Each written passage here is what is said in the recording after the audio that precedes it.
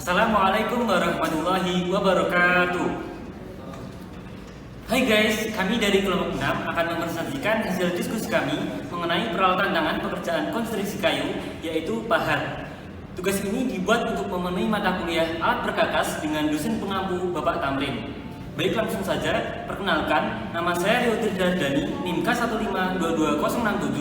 Saya Didik Setiawan, NIM K1522025. Saya Epifania Rahma Putri, NIM K1522041. Untuk yang pertama ini, kita akan membahas pengertian dari pahat. Secara umum, pengertian dari pahat yaitu suatu alat pertukangan yang umumnya terbuat dari logam besi dan mempunyai ujung yang tajam.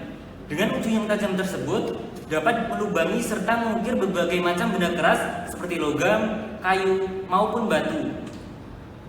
Nah, sebelum masuk ke jenis-jenis pahat, kami akan sedikit menjelaskan bagian-bagian dari pahat. Nah, untuk yang paling ujung ini biasa disebut dengan mata pahat. Biasanya digunakan untuk mengukir atau mengikir. Nah, untuk yang bagian kedua ini biasanya dinamakan dengan tangkai pahat. Ini biasanya yang digunakan pada saat kita mau memahat. Lalu yang terakhir ada cincin pahat. Nah, ini biasanya digunakan waktu kita mengukir dan biasanya dipukul dengan palu atau. Nah, kemudian masuk ke jenis-jenis pahat. Untuk yang pertama ini pahat kuku kekar atau Fumer chisel. Pahat ini cocok untuk berbagai macam pekerjaan. Mata atau ujung pahat sangat kokoh untuk menusuk dan mencukil kayu. Panjang daun pahat ini antara 3 sampai dengan 38 mm, tetapi ada juga yang panjangnya mencapai 50 mm. Lalu yang kedua ada pahat kuku miring. Kedua sisi daun pahat ini dibuat miring. Pahat ini juga tidak perlu dipukul dengan palu, cukup didorong langsung dengan tangan. Nah, fungsi pahat ini adalah untuk membersihkan atau merapikan bagian-bagian yang akan disambung ukuran antara 3 sampai dengan 38 mm. Lanjut ke jenis pahat yang ketiga yaitu pahat miring atau scale chisel.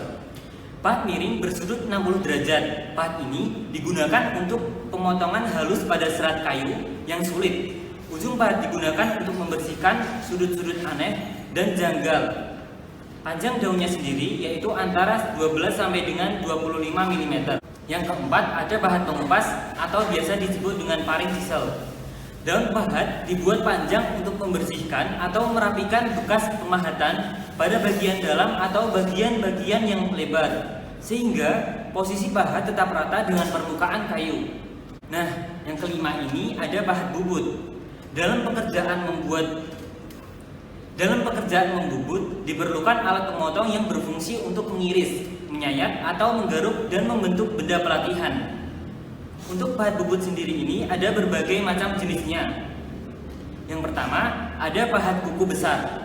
Pahat kuku besar ini berfungsi untuk mengawali pembubutan dari bentuk balok menjadi bentuk silinder dan membentuk cekungan lebar serta dalam. Lalu yang kedua ada pahat kuku kecil. Pahat kuku kecil ini berfungsi untuk membuat cekungan kecil dan mengikis bagian dalam dan luar bebutan piring, mangkok, dan benda kerja lainnya. Dan yang ketiga ada pahat lurus. Pahat lurus ini berfungsi untuk meratakan permukaan bentuk silinder, kerucut, dan masih banyak lagi. Yang keempat ada pahat serong atau pahat miring. Pahat serong ini berfungsi untuk membentuk cembung, alur, dan celah miring. Lalu yang kelima ada pahat pemotong yang berfungsi untuk memotong membuat celah lurus atau alur. Dan yang terakhir ada pahat penggaruk. Pahat penggaruk ini berfungsi untuk mengikis atau menggaruk bagian dalam dan luar bebutan mangkok, piring, dan benda kerja lainnya. Kemudian ada pahat lubang. Pada tangkai pahat lubang dilengkapi dengan cincin sebagai pelindung agar tungkai tidak pecah sewaktu dipukul. Sudut penajaman mata pahat lubang sebesar 30 derajat sampai 35 derajat dan sudut penggerindaan sebesar 25 derajat hingga 30 derajat. Cara penggunaan pahat lubang. Yang pertama, lukis benda kerja, kemudian pahat dipegang dengan tangan kiri pada tangkainya, sedangkan tangan kanan memegang palu kayu. Kemudian langkah yang kedua, posisi pahat tegak lurus terhadap permukaan benda kerja. Tangkai pahat dipukul kira-kira ujung pahat masuk ke dalam kayu sedalam 3-5 mm. Kemudian langkah ketiga, buat pemotongan kedua dengan menempatkan ujung pahat berjarak 5 mm, dibuat berkisar 70 derajat hingga hingga 80 derajat dari permukaan kayu. Selanjutnya ada pahat tusuk. Ukuran pahat tusuk dari 1/8 inci hingga 2 inci dengan kenaikan 1/8 inci sampai lebar 1 inci dan dengan kenaikan 6 inci dari lebar 1 inci hingga 2 inci. Cara penggunaan dari pahat tusuk yaitu dengan cara dikikis menggunakan kedua tangan, yaitu kiri dan kanan seperti pada gambar. Selanjutnya ada pahat ukir. Terdiri dari 2 jenis pisau. Yang pertama ada pahat penguku. Ukuran pahat dari 1,5 mm hingga 40 mm, panjang 220 hingga 250 mm, tebal kurang lebih 1,5 mm. Fungsi pahat lengkung atau kuku digunakan untuk membuat ukiran bentuk yang lengkung, melingkar, membuat bentuk cembung, cekung, ikal, dan pecahan atau cawenan. Kemudian yang kedua, pahat penjilat. Ukuran dari 1 mm hingga 40 mm, panjang 220 hingga 250 mm, tebal kurang lebih 1,5 mm. Fungsi pahat lurus untuk membuat pahatan atau ukiran bentuk garis lurus dan membentuk silat lurus dan cekung, dasaran atau lemahan. Berikut ada contoh video penggunaan pahat.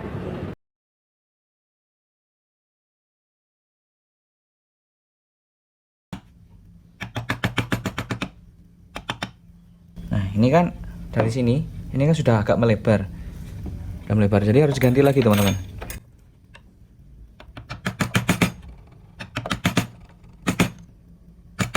Nah, ini melebar lagi, harus diganti lagi.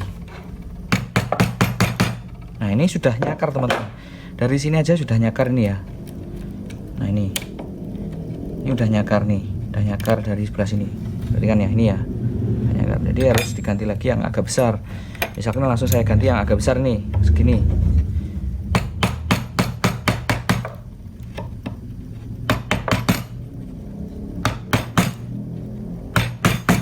Nah, ini kan udah kelihatan ya, kelihatan agak nyakar, sudah kelihatan agak nyakar. Oke, selanjutnya saya akan menjelaskan tentang perawatan. Yang pertama adalah penyimpanan. Jika pahat disimpan sembarangan akan cepat rusak dan tumpul karena ujung pahat akan saling bersentuhan atau terbentur benda lain. Untuk menyimpan pahat dapat digunakan rak magnetik atau dapat dibuatkan tempat dari 2 potong kayu yang ditempelkan pada dinding almari atau papan. Kemudian ada penajaman. Diasah pada sisi sudut batu asah dimulai dari pahat kecil sampai pada mata pahat yang terbesar. Asalah mata pahat ini pada sudut batu asah yang sesuai dengan sisi sudut batu asah. Kemudian ada keselamatan kerja. Yang pertama, jaga ujung pahat selalu tajam. Bila ujung pahat tumpul, Anda perlu tenaga lebih banyak untuk menggunakannya. Kedua, jangan sekali-kali memukul pahat tusuk yang tidak memiliki cincin pada tangannya. Yang ketiga, jangan mengarahkan ujung pahat ke badan kita dan jaga kedua tangan kita selalu berada di belakang ujung pahat. Yang keempat, sisi daun pahat yang masih baru cukup tajam, gosoklah dengan batu asah dan minyak untuk menumpulkannya. Yang kelima, tempatkan pahat pada alur bangku kerja pada saat tidak dipakai. Sekian presentasi dari kelompok kami. Semoga hasil dari presentasi kami ini bermanfaat bagi kita semua. Wassalamualaikum warahmatullahi wabarakatuh. Bye.